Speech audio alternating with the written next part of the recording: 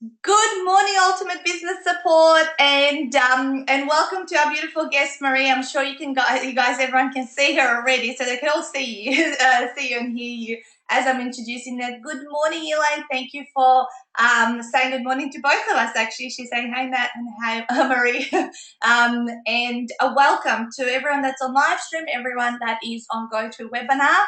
I can't wait for you to hear the gold that Marie's got to share with us this morning on how to get the big names in the industry to send you their best clients for free. Before I officially introduce Marie, the unofficial introduction is that we got introduced by a fellow, joint venture partner from the past, a linker from Italy. And Marie's over in Norway, as I was saying on the live stream. She moved there from the US and then has been going back and forward. She interviewed me for her summit recently, and I said, "Would you like to be a guest on my UBS live?" Because I had watched a few of your videos on YouTube, and I thought what you've got to say is so simple and yet effective, and that there is a system behind it. So let me give you guys the official introduction. Because she's got a lot more wonderful things that she has done, and then we can start chatting. And there's no slides for this, by the way. I've just got this sort of background of her beautiful picture there, and how you can get involved in the JV Success Summit. But mostly we'll just be talking between each other. So, officially, Marie Grace Berg is a well-known connector of people and influencers. She got her start in business through podcasting, where she interviews experts in various niches. Her greatest passion is bringing in experts together to share their message in much bigger way and serve more people.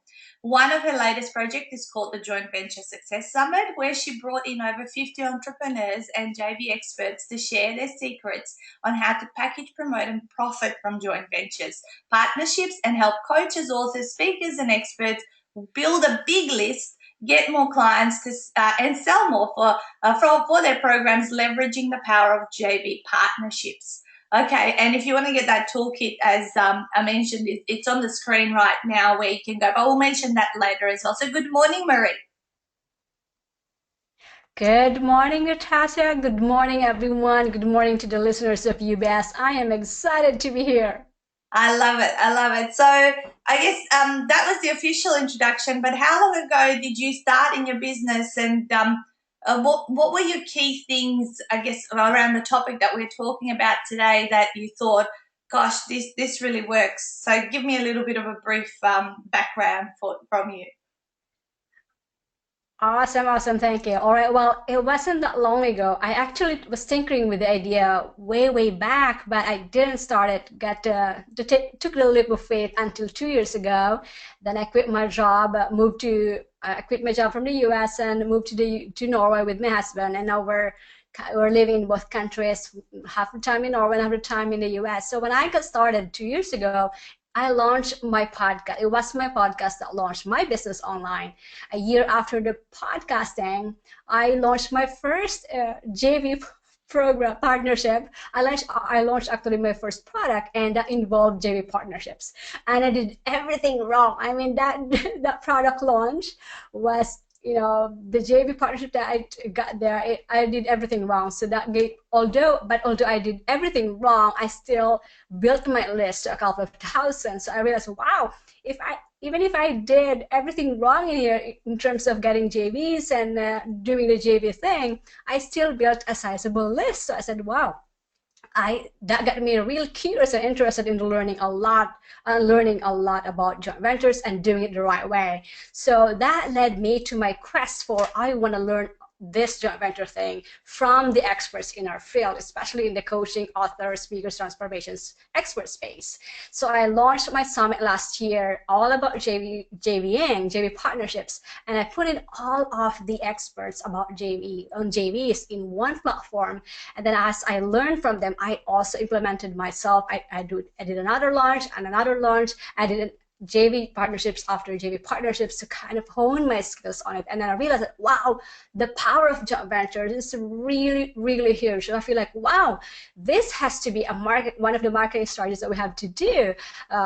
Because I believe in collaboration and partnership with each other, because I feel like, wow, if we can collaborate with each other, we can really reach a far, far wide audience that we have to do it ourselves. So that's in a nutshell how I got started. So from podcasting, and then I did my product launch. I failed everything. I did everything wrong about JVs. That led me to learning a lot about it, putting people in a platform, learning from other experts, and then doing my own launches. And then from there, it really gave me the opportunity to, wow, if I am able to get results from this, why not other people?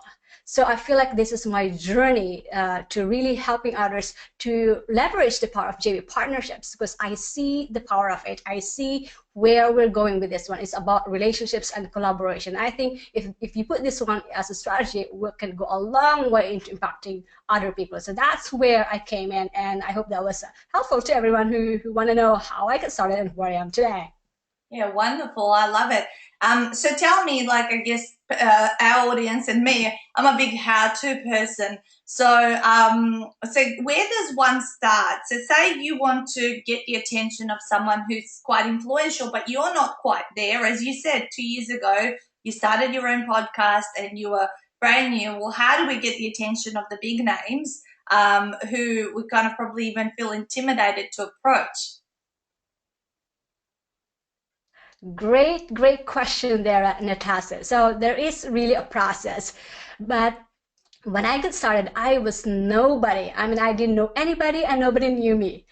But I knew that if I promote somebody, I mean, everyone wants to be promoted. So if you give them a chance, if you support them first, that's what I did with my podcast. I had a platform. I wanted to promote other people. I wanted to bring them to my platform and give them visibility. So I came in from supporting other people first, because who doesn't want to be promoted? So that's one thing. Promote other people. I mean, support them first before, and then build that relationship before asking them. But there really is a process, especially if you're just starting out. And after doing this for so many times, I created a process of doing it. I don't know if you want to start with that one, but I can share you the 3 secrets to getting big names in your industry, promote you and support you in not just to their audience, but way far than their audiences. So if you want me to start with that one, I can share that one. Please give us. We love steps. All right. Okay. So there are 3 secrets to getting the big names in your industry promote you or put you in front of their audience. And the first one is the phrase that I coined from. I learned this one from Christian Mickelson of he is an expert on free sessions that sell. He's the one who created free sessions that sell for coaches. What he said was getting your ducks in a row, meaning before you approach anyone, you have to have everything in place. You have to have your ducks in a row, meaning it starts with, there's a whole process. I mean, I wish I had time to share with all of you, but getting your ducks in a row, meaning having everything that is ready, logistic-wise, your offer is tested, so I have a process of doing this too, but I can share that one, just an outline for it. So first one, if you want to get your ducks in a row, is to have your offer ready. Everything is tested. You cannot be approaching somebody or a potential JV without having all of this. First your offer, and then you want to make it a win-win for them. You want to build that relationship. So, but at least you have at the back of your mind, you have to have everything ready. Your offer, your freebies, your funnels, your affiliate program, your JV swaps, just in case they want to say yes. But before that, so that one is your first thing that you have to do. Get your things ducks in a row, get your offer, funnels, everything built, JV swaps, because if in case when you start connecting with them and they say yes, you lost that opportunity if you don't have this one. But the second of this one will be to make it, to ask them early. So for example, I'm starting out, I'm just starting out, I don't know anybody. I just want them to be a guest on my podcast. That's a lot easier than asking an expert to promote you. So let's say you want them on your platform. Ask them to promote them first, to expose them into your platform. But if your intention is to ask them to promote, for example, your book, then that's another story. If you want to, for example, if you want to ask an expert or an influencer in the industry to promote your book, these are the ways that I will do it if I was in your shoes. So the first one is to make it a win-win for them. Before you even approach them, make it a win-win for them. What's in it for them first, and how can you support them first, and then see if there is a fit to this. Before you approach anyone, make sure their audience and your message fits their audience. Yeah. Because you cannot be asking somebody that, okay, well, that it doesn't make sense for me to promote your book because this is not in line with my message or my audience. So that's the first thing if you want to ask them to promote your book. Now, in terms of approaching them, yeah, first of all, you have to find a way to make it not just a win for them, but what's the best way for you to approach them? So first, maybe there's so many channels, maybe an email, a Facebook message, a Twitter, but the best way that I believe that you can do is to create a video invite to them to have a chat, and then make sure they have done something. Like, for example, if they have a book, then you have reviewed their book. If they have a blog, you commented on their blog. Do something first for them before getting them to even have a chat with you, or even ask them to be on your platform, because it's a different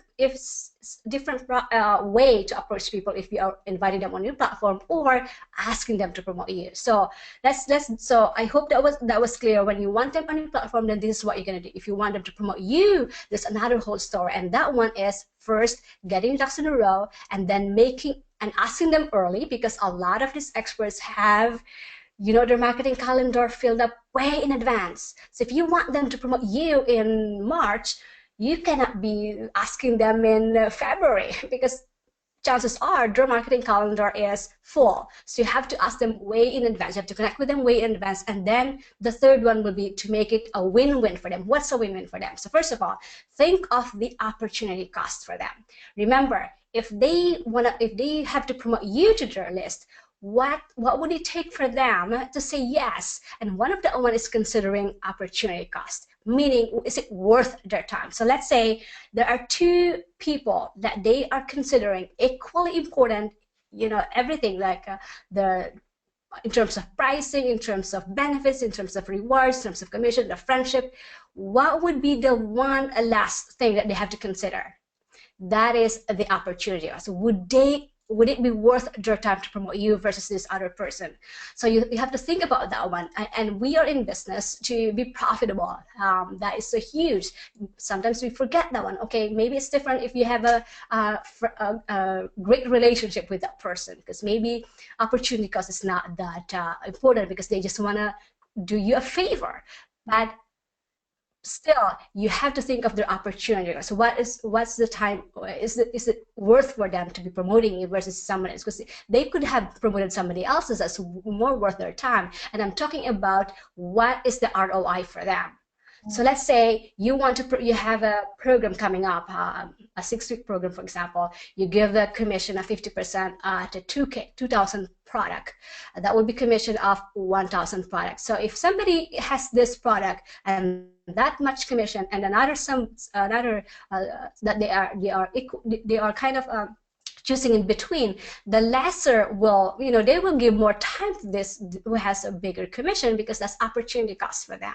So that's not just the one thing that they look into, but that's a big thing. And I see this a lot, especially if you start approaching the big names. You have to make it worth their time. And we are in business, they are in business, they have business that they operate, they're in business to be profitable too. Otherwise we cannot sustain this business. So please don't neglect this. Look at the opportunity cost. Make it a win-win for them, even if you have a great relationship with them. One of the things that I've been asked a lot is that, well, Natasa is way up there, I couldn't reach her, I'm just starting up, how can I, and my answer will be, well, everyone starts somewhere. You can, and you have to make sure that there is something for Natasa. What is it going to be worth Natasa's time?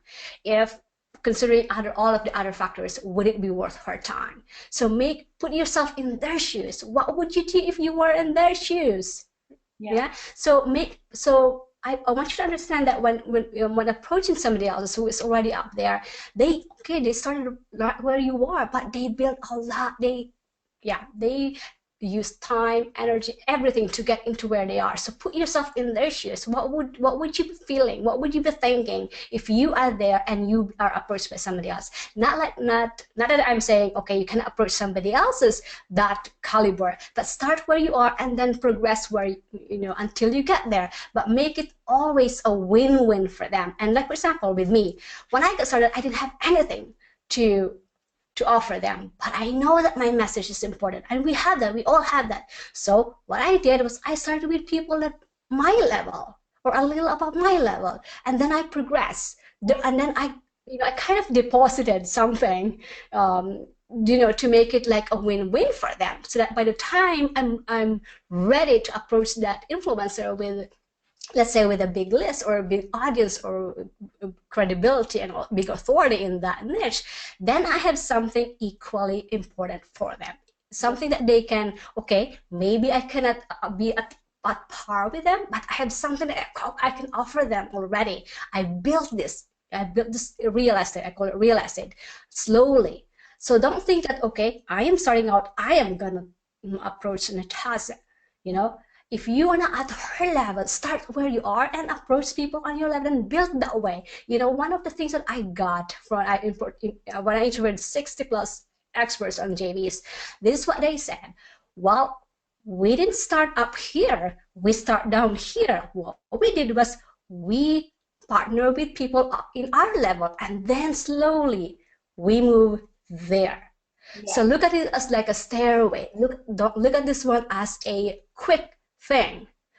Building relationships takes time. Connecting to influencers takes time and takes more than what you thought, just by asking them. And don't do that. Don't just go out there and ask. Do something for them first. That will be easier for them to say yes to you. So I hope that was clear. So first, you need to get your ducks in a row, get everything ready, just to be prepared in case they will say yes right away. Next is to ask early, and then the third one will to make it a win-win for them. That's so important. We cannot take that for granted, because there has to be in it for them. There has to be something that is worth their time. And of course, there are a lot of details underneath those big rats, but those are the things that you have to consider when approaching influencers, especially if you're just starting out. And don't be afraid either to start approaching them, because when you start connecting with them, approaching them, then you know what do they need, how can I serve them, how can I support them. That way you can be prepared, ready yourself, and then move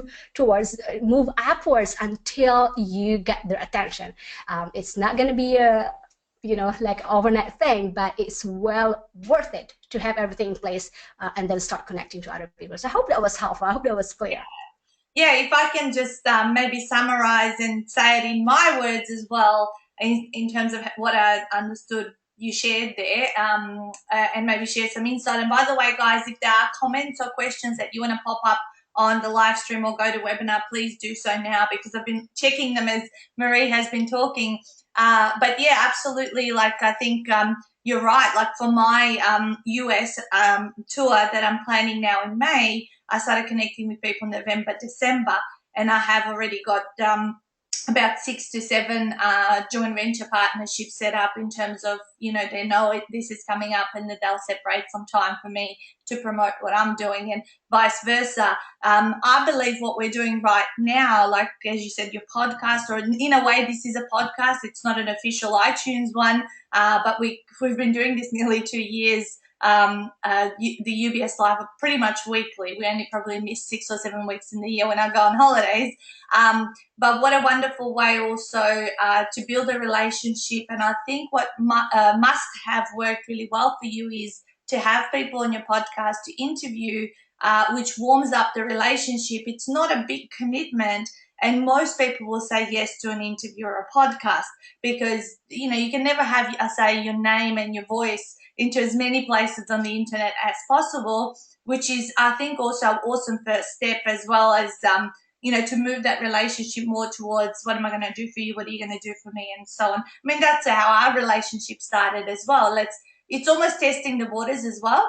I love what you said, that that you got to have everything set up in case they say yes. You know what?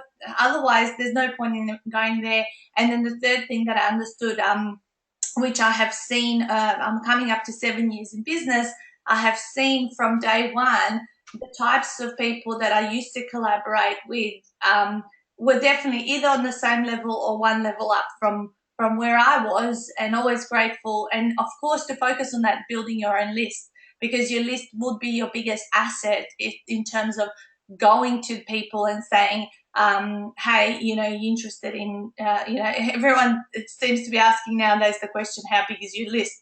And, you know, my list started out with 70 or 80 people in my Yahoo address book, you know what I mean, that I announced that I was doing my business, and just kept being very clean and disciplined with it.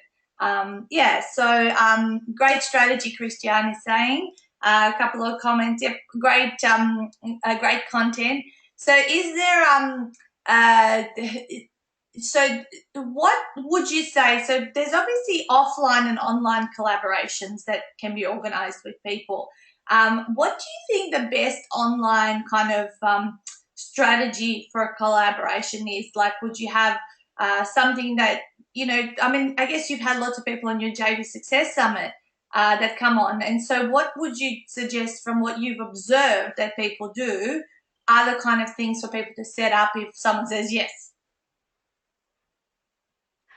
Right. Okay. So, well, if I was starting out, probably the first thing I will do really is to create a platform for getting speakers in to your platform, because that way it provides two things. One, visibility for your experts. You know, there's something for them because you're exposing them to another audience that they wouldn't have had a chance to be exposed except with having your platform. And there's so many platforms out there. Podcasting is one, blogging is one, video blogging is one.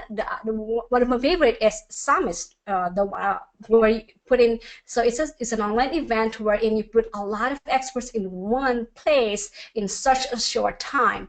That is, for me, if I was starting out, I would have started with summits, because you don't need an experience to create a summit. You don't need credibility to start a summit. Anyone can start a summit. Of course, it's, you know, there's a ton that has to be in there to put the pieces together, but you are leveraging other people's expertise, so you don't need that expertise. You are leveraging others' credibility, and you don't need that credibility, especially if you're starting out. You don't get that one right away, but by virtue of associating with these experts, you are seen as an expert already. But for your experts, for your speakers that are you going to be inviting in your event, you are providing a platform for them. And by having multi-speakers, for example, like 50, 60 people, they are leveraging the audience of these other 50 people. So maybe, you know, if you look at it that way, I mean, summits, okay, it has gotten some bad rap too, that they are saying that it's only usually angles to the benefits the host, but I believe that you can make it a win-win for both. You are providing a platform, you are creating that extra visibility, you're providing extra visibility for them by virtue of being with the other 50 other experts, for example, that has each of those 50 which they have different audience of their own.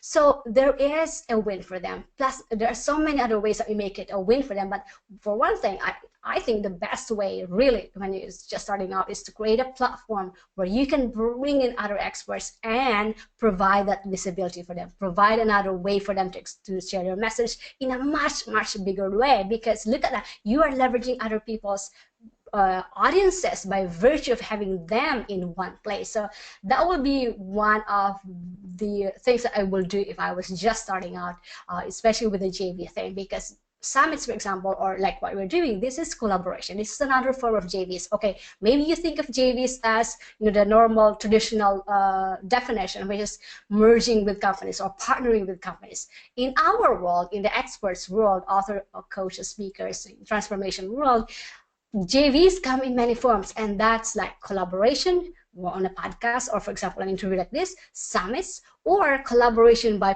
cross-promoting each other through our audiences, through our lists, through our databases. That's another form of collaboration. And I think that's what we see a lot. if you see a lot of launches, product launches, like Jeff Walker's product launches, Brandon Burchard or Frank Kern, these big names in our industry, they do product launches. That is built around JV, multi-JV partnerships, multi-JV experts or partners that they are cross-promoting each other. That's the one that we see a lot online. But there are so many ways to JV. There are so many ways to collaborate. So think about that. I mean, Summits is one of the other ways of collaborating with each other by leveraging each other's expertise and leveraging other people's platforms. So that would be my suggestion, or I would have done if I was just starting out. And I think it'll give you quite a lot of experience and build that muscle around approaching and asking people to be part of it. I think it'll get you out of your comfort zone. I know summits are something that's been coming up a lot more in the last 12 months.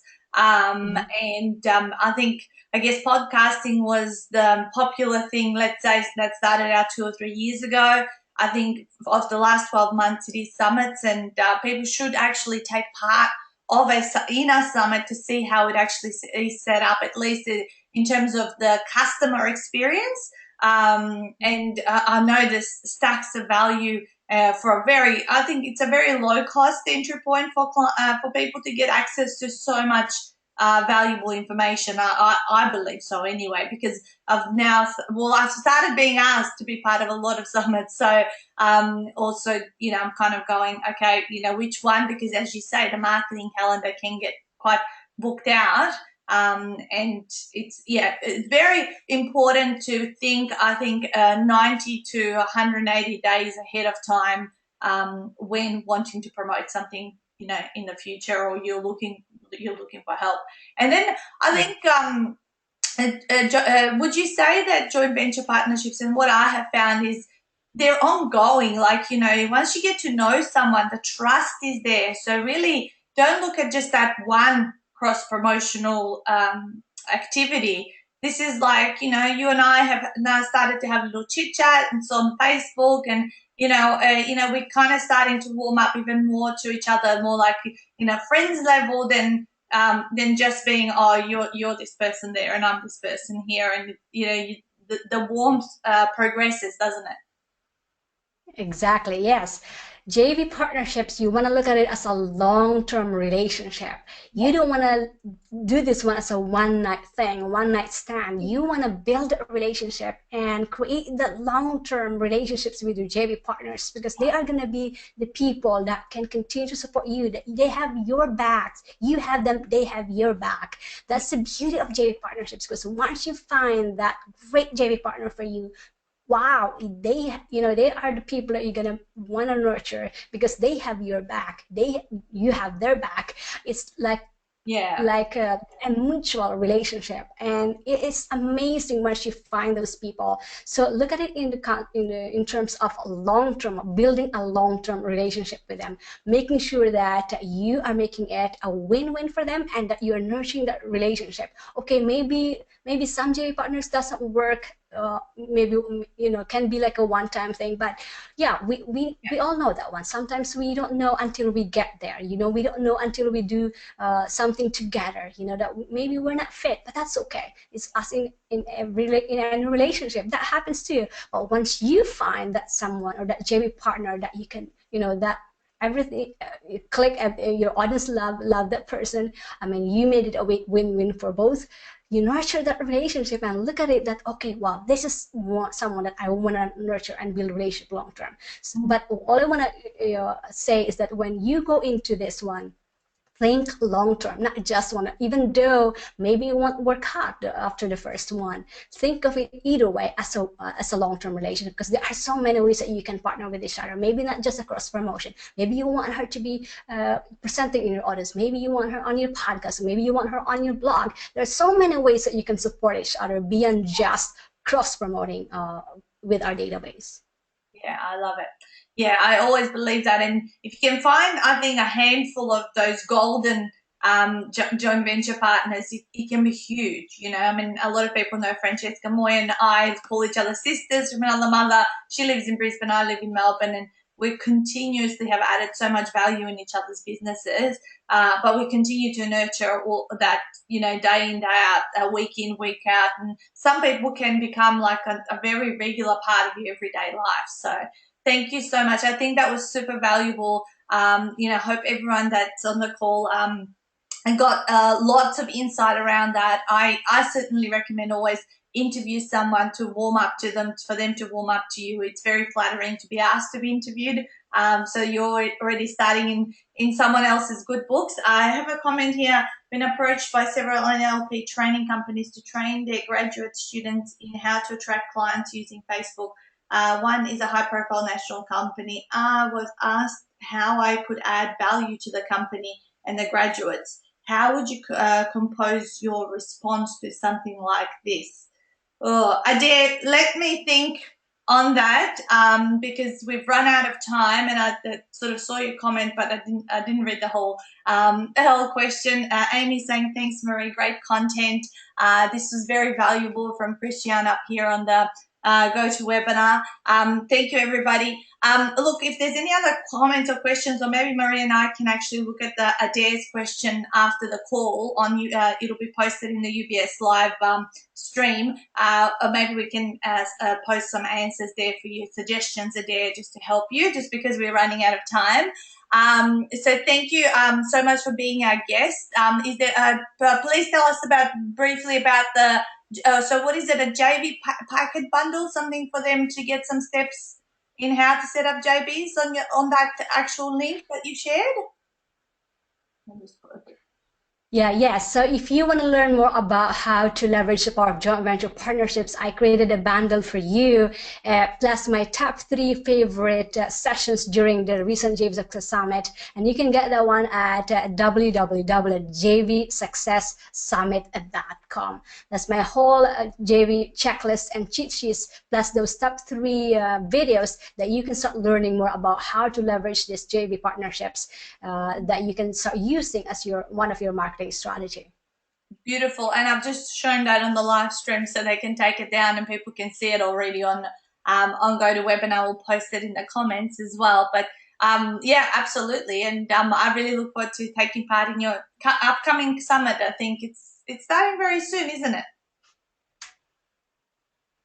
Yes, it's coming out. The Teach and Profit Summit. That's one of the milestones of getting JV ready, or getting your ducks in a row, creating your online programs and courses. And I'm putting up a 50 plus experts in one platform that's including you, and it's coming up February 27 to March 9. So I hope you join us there too. That way you know how to create programs that JV partners will love to promote.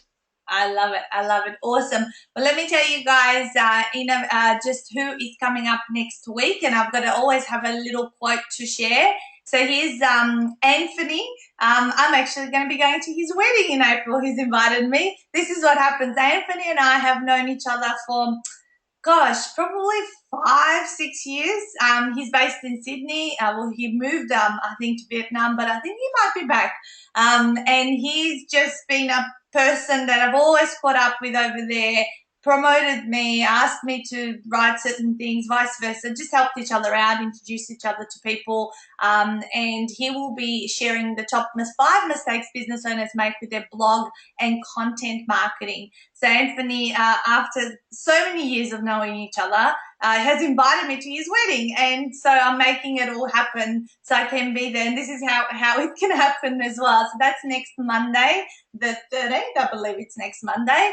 And my quote that I like to finish on is always relevant to the topic that we're talking about.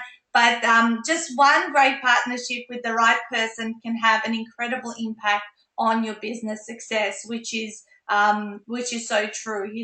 I say a handful, but if you find that one, it can make a serious difference to your business. And I believe we can't do it all alone, and JV partnerships is really how you leverage and scale your business to the next level. So thank you once again, Marie. Thank you to have come through quite a few other people. Helen, Elaine, thank you for the great insights, Marie and Nat. Awesome information to refer also for future reference as well. Perfect. You have a wonderful sleep. I know you're about to go to bed because it's probably 11 o'clock at night there. Um, and speak to you soon.